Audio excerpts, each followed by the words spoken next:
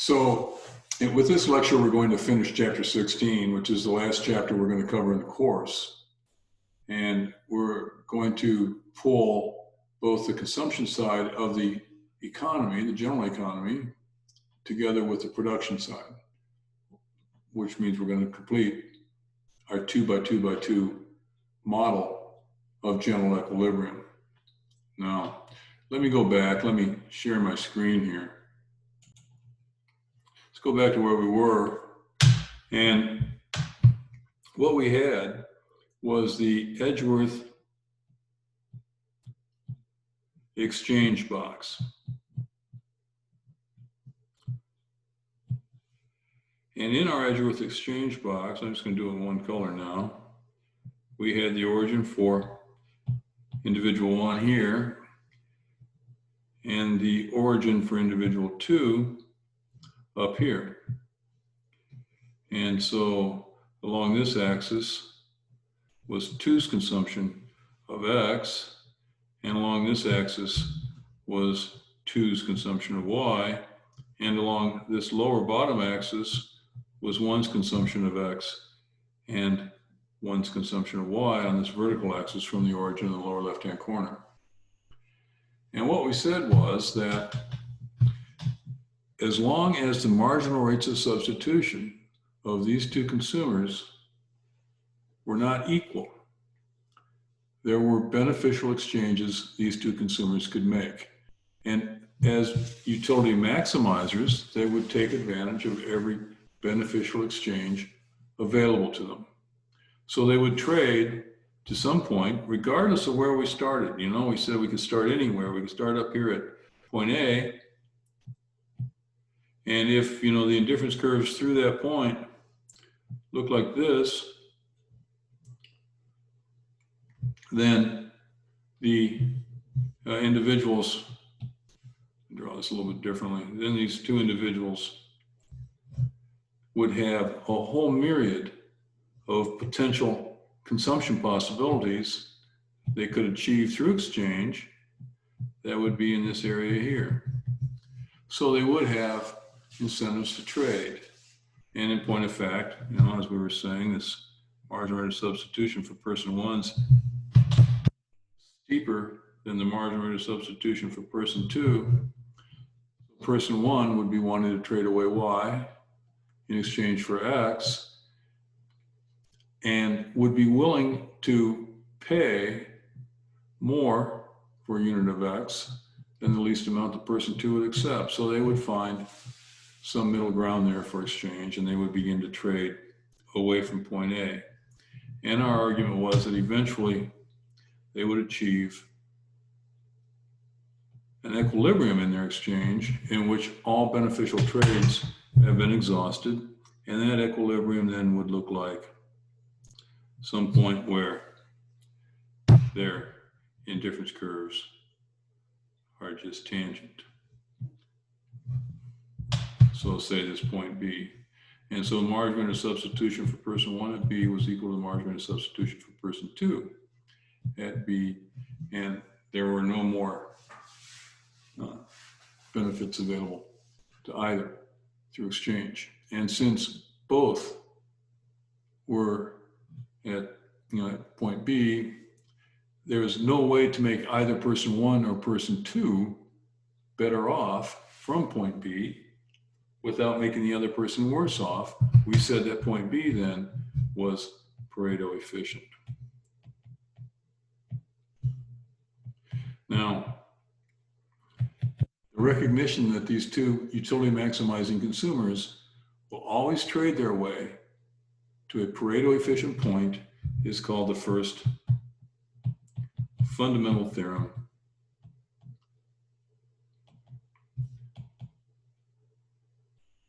of welfare economics. And that is an exchange equilibrium in a perfectly competitive market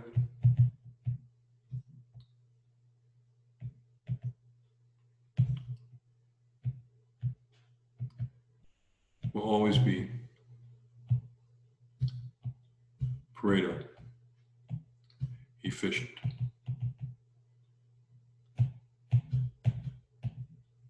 All right, the first fundamental theorem of welfare economics simply states what is logically obvious, that utility maximizing individuals will always make trades as long as there are beneficial trades available.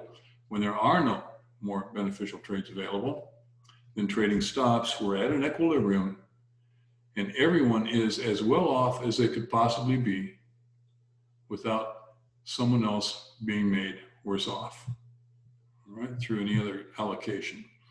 So we also made this connection, again, between our box, our exchange box, and our concept of a utility frontier. So what I was saying was I could map every point on this contract curve, which implied tangency between the indifference curves of these two individuals. And there would be some level of utility for person one associated with this point. And there would be some level of utility for person two associated with this point. And so suppose that this, utility for person one was this, and utility for person two was this. That would give me a point on my Pareto frontier. Now, if I looked at every single point on this contract curve and recorded the levels of utility of the two individuals, I would draw out then this utility frontier, where everywhere, it's not vertical here. It might look like it, but it's not. Let me make sure it doesn't. Try to get too cute. Try this again here. I need my axis a little longer. Here we go. No. U1. So here's my Pareto frontier. Now, note that, up here, when we started at point A, when this was the original initial endowment of our two consumers, we could only get, since neither consumer is going to make a trade that makes them worse off than they were at A, the only possible outcomes that we could observe in our little exchange economy here are the values, the points on the contract curve that are on and between these two indifference curves. So that starting at point A, there was a fairly limited set of outcomes. So if, had we started at point A, let's say here, then the only outcomes that we could observe would be those on the contract curve here, which would be, let's say, between, let me put another curve here for person one. And let me just say here that this is person one's utility. Let me call it,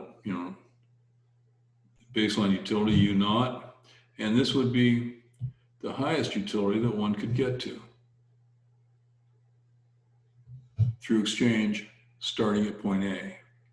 And the same is true for person two. So person two couldn't get any higher because person one would refuse to make any trades that made person one worse off than person one was at point A. And so what that tells me is then that we have two possible levels of utility for person two.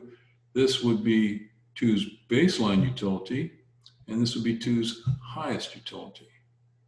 So let me suppose that that is U2, this is where two started.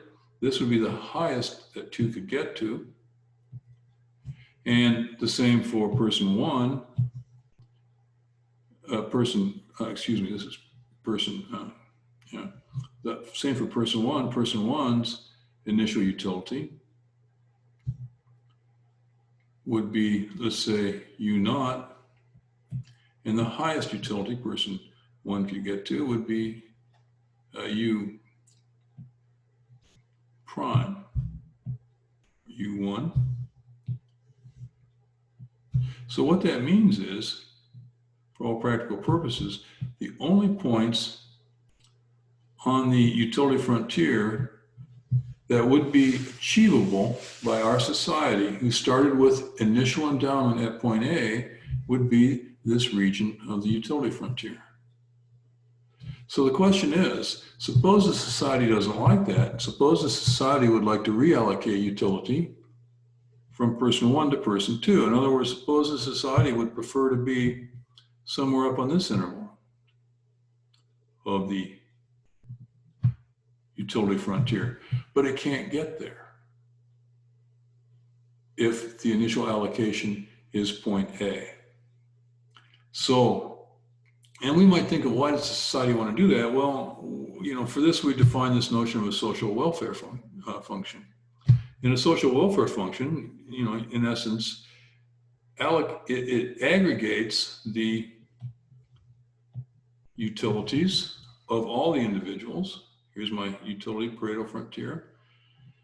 It aggregates the utilities of all the society members and generates what would be equivalent to an indifference curve. So a social welfare function is some function of the utilities of all individuals in the society. It aggregates all of those and generates what it would essentially be a social welfare or social utility function, which itself would admit indifference curves. And so for our society,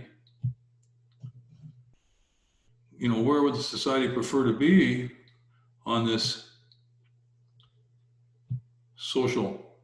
this Pareto frontier? Well, it would prefer to be at the point on the frontier that was also on the highest achievable social welfare function indifference curve, right? So this would be the point. So there would be a tangency between our social society's indifference curve and the Pareto frontier.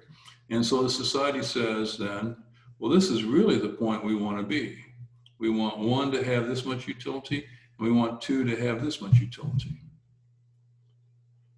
But if we started at initial allocation A, and we could only be at points along here, then this social optimum wouldn't be available.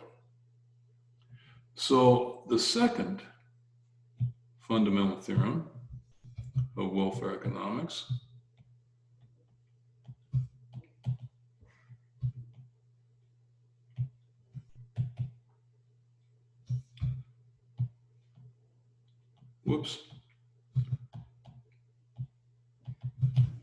states that any point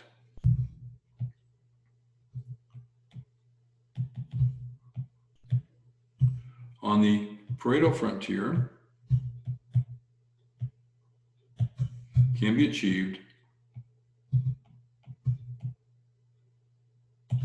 through an appropriate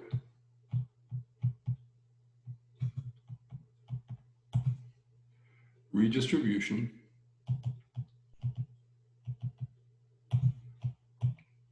of the initial endowments through a market process. So simply, we want to get to this point right here. We want to get here. Well, we can't get there because we started off with endowment at point A. So what we want to do is we want to raise 2's utility and lower 1's utility. So rather than start off at point A, we could start off at, say, here.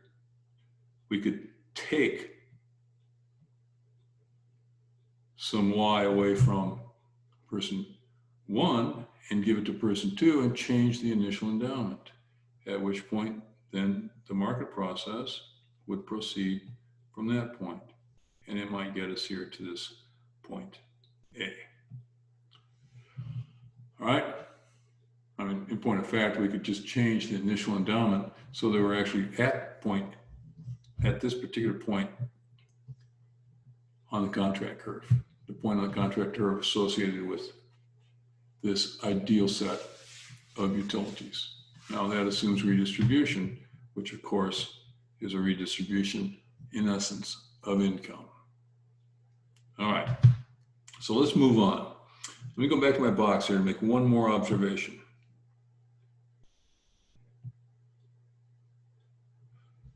Suppose that through this process of trading, here's my contract curve, my individuals trade to this point on the contract curve. And so here's one's indifference curve to that point. And here's two's indifference curve to that point.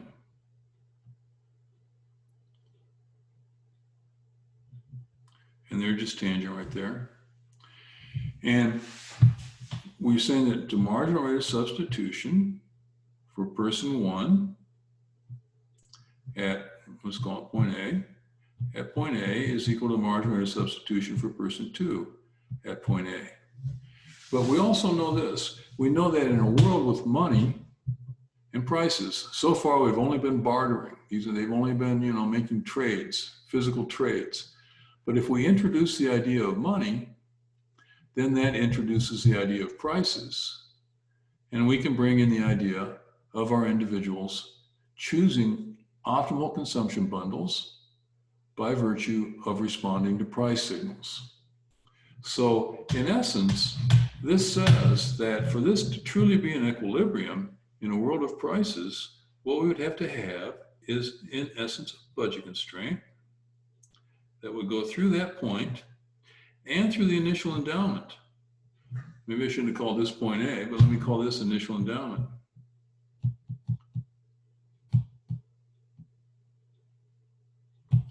It goes through point A, and it would have a slope of minus Px over Py. So that for both of our individuals simultaneously, they pay the same prices at A would be equal then to the prices, this price ratio. Let me superscript it with an A because it would be specific to this point here, would be equal to the marginal rate of substitution for person two at A. So had we started out here at this initial endowment, and I just called out, as they refer to him, the Walrasian auctioneer, I just call out a price for X and a price for Y such that the ratio is minus Px over Py at point A, then my individuals would both maximize utility by choosing the bundle at point A for themselves. And we would have then an equilibrium that didn't take place as a consequence of exchange. But this is exactly the general equilibrium price vector that we were looking for when we began this chapter, at the beginning of this chapter. Now, let me come back to this with a slightly different drawing.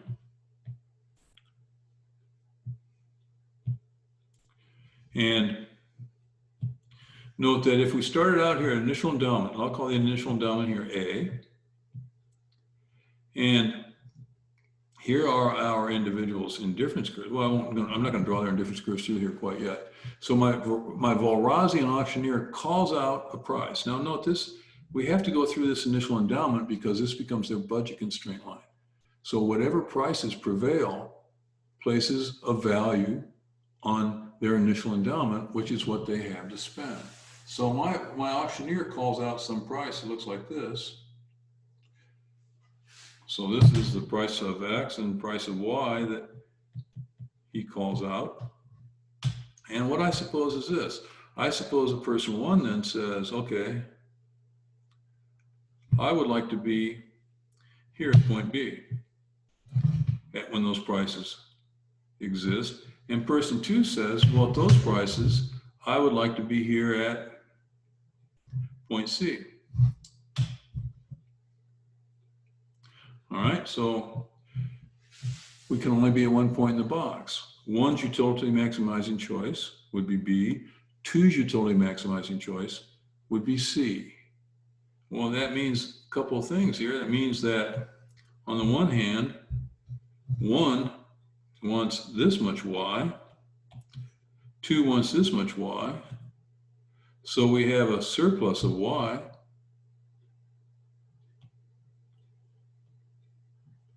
And 1 wants this much X, and 2 wants this much X, so they overlap, so there's a shortage of X.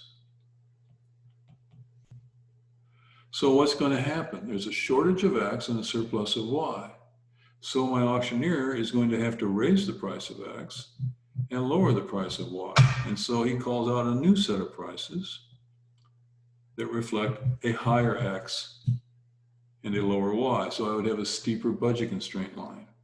And if that worked out to be the correct prices, then what I would have is something that looked like this. Person 1 would now choose, call that point D, and person 2 would now choose that same point D, and we would be in an exchange equilibrium, but this time not through exchange, simply by the consumers responding to relative prices in their utility maximization calculus. So that sort of finishes up the consumption side of the economy. And we started off with barter, and we finished by introducing money and prices. So we moved away from a barter economy to essentially a money and price market economy. And there would be, perhaps, a unique, not perhaps, there is a unique set of prices starting from point A that would generate this Pareto efficient equilibrium. And those were the prices that we found when we were dealing with general equilibrium price vector at the beginning of chapter 16.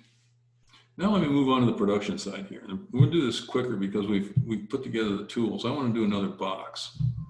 So the production side of the economy,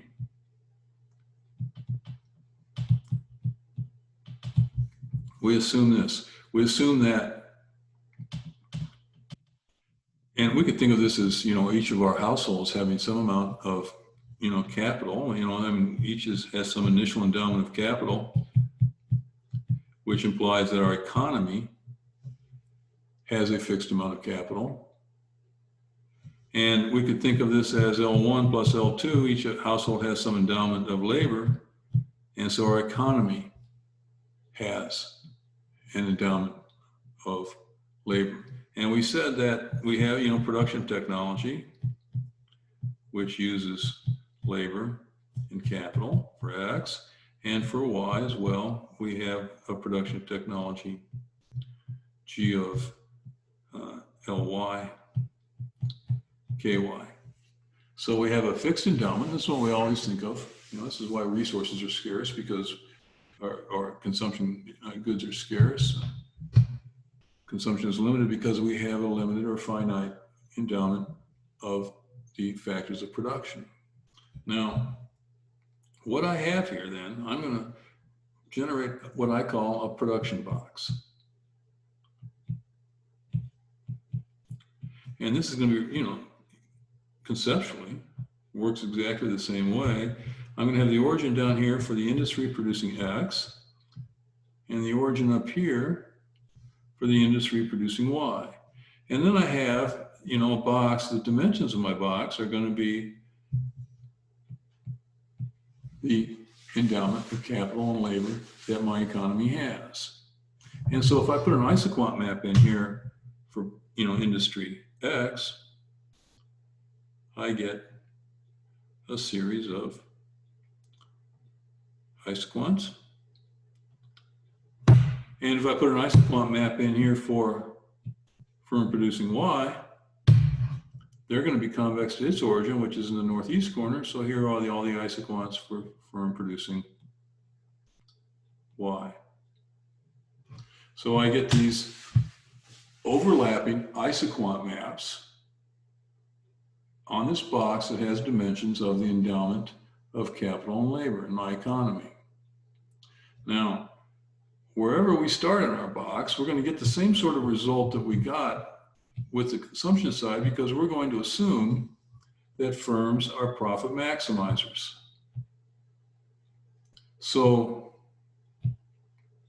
if, for example, not O2, I want that to be OY.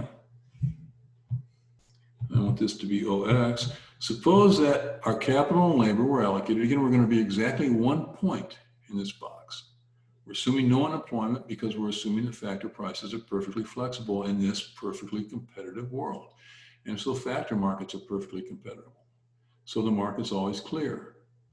So if we start down here, again, we'll just use a point A. Here's the isoquant for firm X. That goes through point A.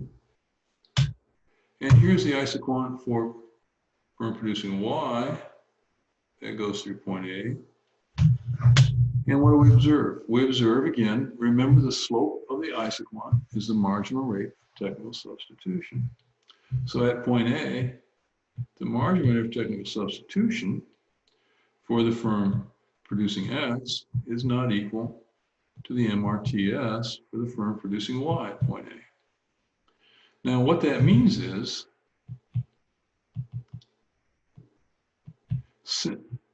since profit maximization implies cost minimization, regardless of the output price,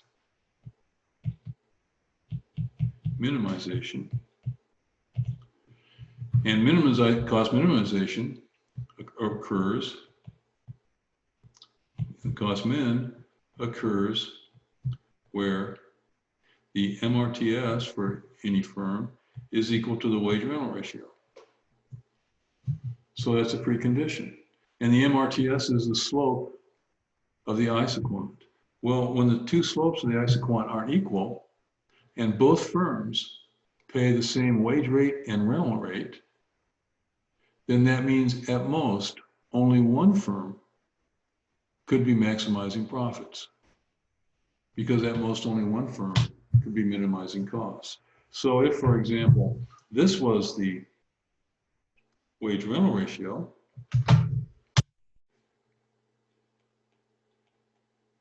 that says that firm 1 is minimizing costs, but firm 2 is not minimizing costs. In fact, at point A, if that was the wage rental ratio, the marginal rate of technical substitution for the firm producing Y, as you can see, is significantly steeper than that ISO cost line.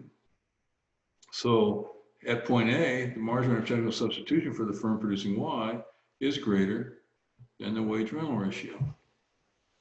So what's my firm going to want to do? That means that the marginal product of labor over the marginal product of capital is greater than W over R, or it means that the marginal product of labor over W is greater than the marginal product of labor over R. So the firm is getting more output per dollar from labor than it is from capital, so it would want to hire more labor and shed capital. So what's it going to do? It's going to enter the market and start bidding up the wage rate. And as it releases capital in favor of labor, the rental rate is going to fall. So we're going to start to observe a decrease in wage rental ratio as this factor market process works its way out. Well, the only way that we can get to an equilibrium here on the production side is if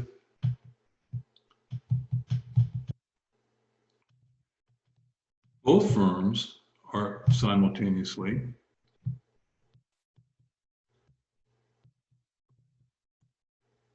maximizing profits, minimizing costs. And so it would require that, since both firms pay the same wage rate and rental rate, they're both engaged in the same factor market, that the only way we get to an equilibrium here is if the marginal rates of technical substitution are equal. And so what that implies then is that we would have to be at a point in our box where the isoquant for firm X is just tangent to the isoquant for the firm producing Y. And so this would be such a point. And this would be I keep using point A, but point A is such that the isoquants are just tangent, so the marginal hypothetical substitution for the firm producing X is equal to the marginal hypothetical substitution for the firm producing Y, and there is then an equilibrium wage rental ratio. It's supposed to go right through that point of tangency and be tangent to both of those isoquants. And so this would be, our wage rental ratio. It doesn't tell us what W and R would be, but it tells us what their ratio would have to be. And so point A would be a production equilibrium where both of these firms are happy with their capital and labor inputs for this given level of output. Now, just like we had the contract curve before, we're now going to have a locus of efficient points in our production box. Oops, this is OY, I make that a Y, and this is OX. So we get this same kind of a deal here, and this locus of efficient points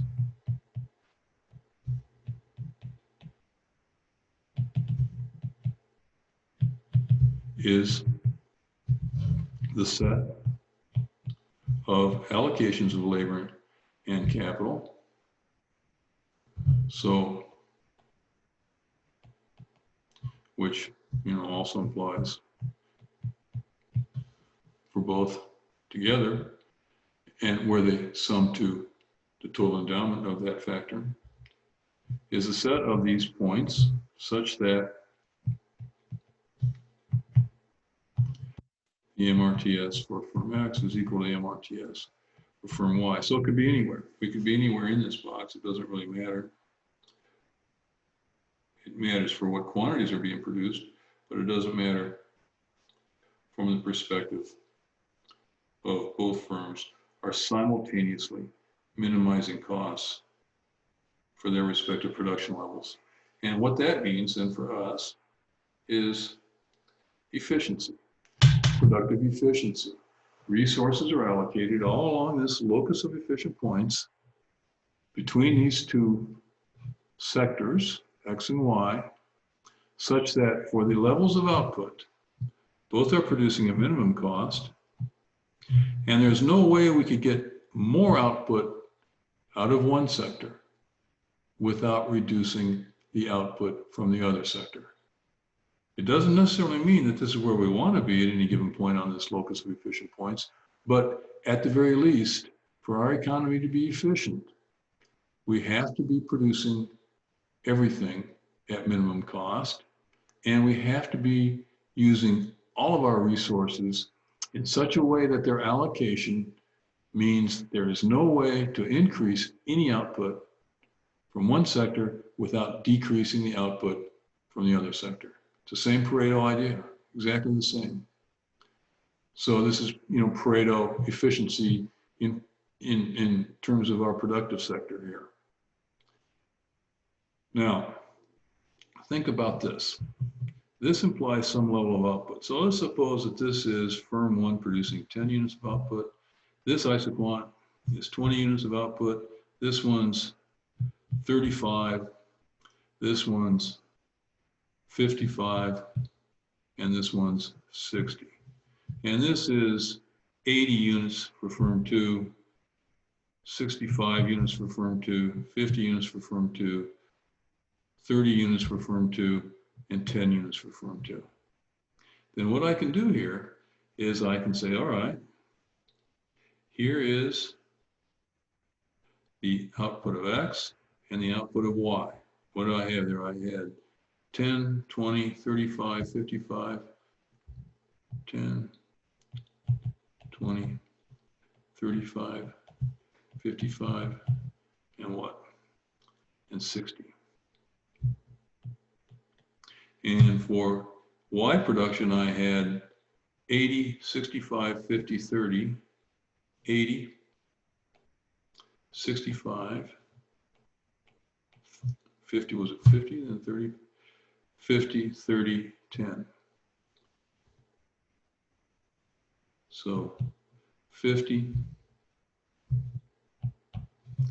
30, 10. And these are all the points, and these are all on my locus efficient points. So they're all maximal. So if I were to put these together, here's a possibility, here's a production possibility, here's a production possibility, here's a production possibility, and here's a production possibility. And I think that every point on that locus efficient points would have a point in this space here. And so if I were to tie them all together, I get what we all know so well, the production possibilities frontier. And this is a frontier based on, well, the size of our box, obviously, K&L, our endowment, and production technologies, which determine the shapes of our isoquants in our isoquant math. So that's the PPF you saw the very first day in your economics class. And I generated it out of this production box that had dimensions L bar, K bar. And my production technology illustrated by these two firms overlapping isoquant maps. Now, if I were at this point right here in the box, and you can see if I put the isoquant for firm 1 through that point, the isoquant for firm X and isoquant for firm Y, that there are all sorts of allocations in here where we could move to higher isoquant for one firm. I could go, for example, I could move from this point right here to this point right there on the curve. I would have increased output for firm X without decreasing the output for Y. So this point could not have been efficient, since I could have produced more X without reducing any amount of Y.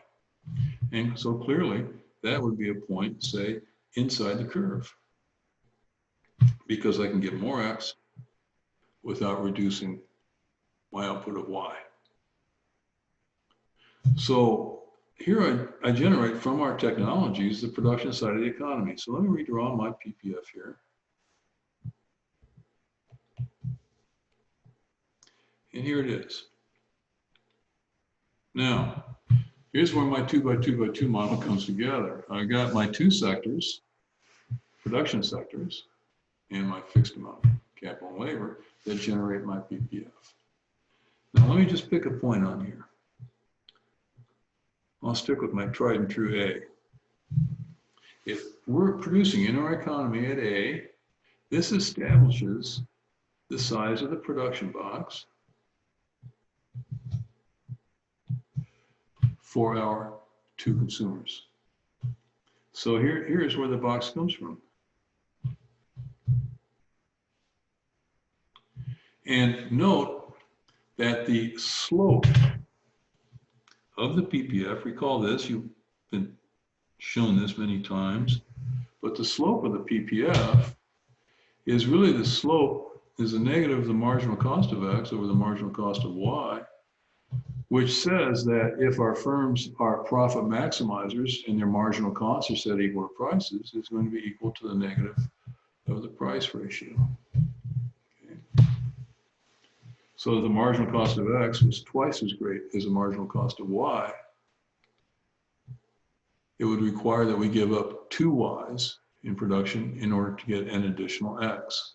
That's why the slope here, which illustrates the trade-off, how much Y it takes for an additional X, can be represented by that ratio of marginal costs.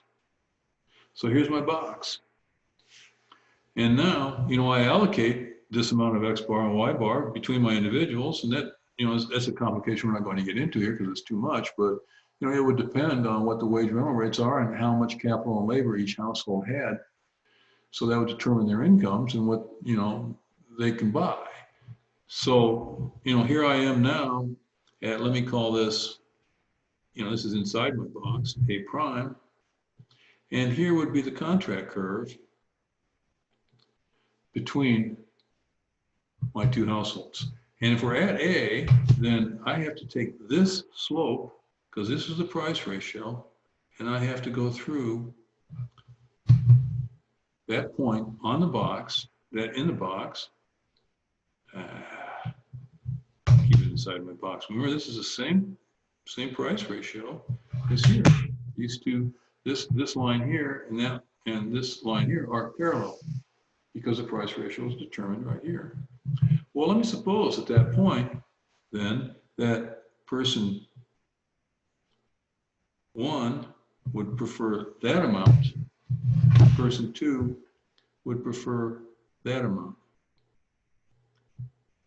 Well, we can't be in a general equilibrium because now we have a scarcity of Y, you know, or excuse me, in this case, again, we have a surplus of Y, and we have a shortage of X. So what that's going to do is going to cause the price of X to rise and the price of Y to fall. And when that happens, then firms start to adjust as the price of X goes up. Profit maximizing firms in X engage more factors of production to produce output. And as Y finds its price falling, it wants to reduce its output, so it releases factors of production. So we start to move along the PPF by virtue of the fact that the price of X is rising, so it would be greater than marginal cost, and firms in X increase output, and price of Y is falling, so it would be less than their marginal cost, starting at point A. So they would want to reduce output. So we would go from A to B. Well, when we get to a new equilibrium, as you can see, everything has to balance out. Here's my PPF. We get to, say, point B here, generates this looking box, and this contract curve. And we get to this point right here, where here's the price ratio at B, slope of the curve, and that would have to be the price ratio at B prime in here inside the box. But also, it would have to be a point on the contract curve. So both person 1 and person 2 would be, we would have margin rate of substitution for person 1 equal to the margin rate of substitution for person 2 equal to, and again, you know, here's my slope here. Let me call this minus px over py. I'll put a star next to it. Equal to px over py. It's the ratio, not the actual prices that matters.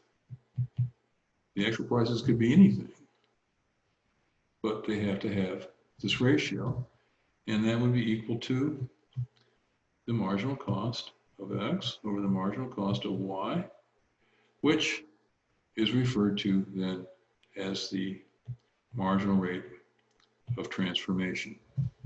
So the marginal rate of transformation of X for Y is a slope, and that's why we called it the marginal rate of transformation when we looked at budget constraint lines. The marginal rate of transformation for our economy is the rate at which the economy can produce X instead of Y, in place of Y, or how much Y we have to give up in order to enjoy an additional unit of X. That becomes our price ratio. Both of our firms are profit maximizers, so we know that this has to be equal. So I end up with this, my general competitive general equilibrium, my CGE, occurs where all of my consumers' marginal rates of substitution are equal and equal to the marginal rate of transformation in my society. And what's the thing that makes it all happen? It's prices, right? We don't have wage rental explicitly in this model. That's a complication that doesn't change any of these conclusions. But as you can imagine, wage and rental rates change as well, which implies that our households' sales of factors of production alter their income when the W and R change. But so this is our sort of our grand finale for this class. This is it. This is what a competitive, all markets are competitive, generates. And this is the attraction. that people have to the notion of competition. This is an idealized world. You have to keep that in mind. This is an academic economics class. But in general, this is the appeal of competition and its efficiency implications, insofar as the whole thing is Pareto efficient. That is to say, if we were at this point of production B and this exchange equilibrium B prime, our economy would be efficient in the sense that neither consumer can be made better off without making the other worse off. But that also means that we couldn't produce any more of one good without producing less of the other good, because if we could make one of the consumers better off without making the other worse off. So these two conditions sort of go together. And at this point on the PPF, we establish price ratio that is also the equilibrium price ratio. In exchange, all of our firms are maximizing profits, producing efficiently. So this generates for us this Pareto efficient general equilibrium. So with that, I conclude my lectures, my recorded lectures, and we will still be meeting synchronously online to prepare for the final exam. All righty? Good enough. Well, I'll see you guys.